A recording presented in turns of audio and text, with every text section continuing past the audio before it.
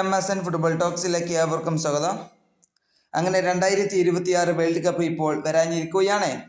ഈ 2026 വേൾഡ് കപ്പിൻ്റെ ബ്രസീലിൻ്റെ സ്ക്വാഡ് ഇപ്പോൾ ഔദ്യോഗികമായി തന്നെയാണ് ഇപ്പോൾ കാർലോ ആൻസലോട്ടി പ്രഖ്യാപിച്ചിട്ടുള്ളത്. ഈ സ്ക്വാഡിലേക്ക് ഇപ്പോൾ നെയ്മർ ജൂനിയറെയും ഇപ്പോൾ ഉൾപ്പെടുത്തിയിട്ടുണ്ട് കാർലോ ആൻസലോട്ടി. നമുക്ക് ബ്രസീലിൻ്റെ ആ സ്ക്വാഡിലേക്ക് ഒന്ന് പോയി നോക്കാം. ഗോൾ കീപ്പർമാരായി കൊണ്ടുവരാൻ പോകുന്നത് അലിസൺ ബക്കർ, എഡർസൺ, വെവർട്ടൺ എന്നിവരായിരിക്കും. ഇനി ഡിഫൻഡർമാരായി കൊണ്ടുവരാൻ പോകുന്നത് Alex Sandro, Gleison Bremer, Danilo, Santos, Gabriel Magalhaes, Ibanez, Leo Pereira, Marquinhos, Wesley എന്നിവരായിരിക്കും. ഇനി മിഡ്ഫീൽഡർമാരായി കൊണ്ടുവരാൻ പോകുന്നത് Casemiro, Bruno Guimaraes, Fabinho, Lucas Paqueta, Danilo Santos.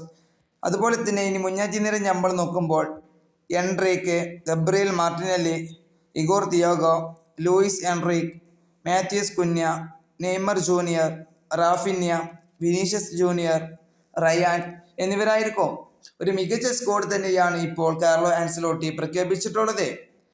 അതുപോലെ തന്നെ നമുക്കറിയാം, നെയ്മർ ജൂനിയർ കാർലോ ആൻസലോട്ടിയുടെ കീഴിൽ ആദ്യമായിട്ടായിരിക്കും ഈ വേൾഡ് കപ്പിൽ കളിക്കാൻ പോവുക.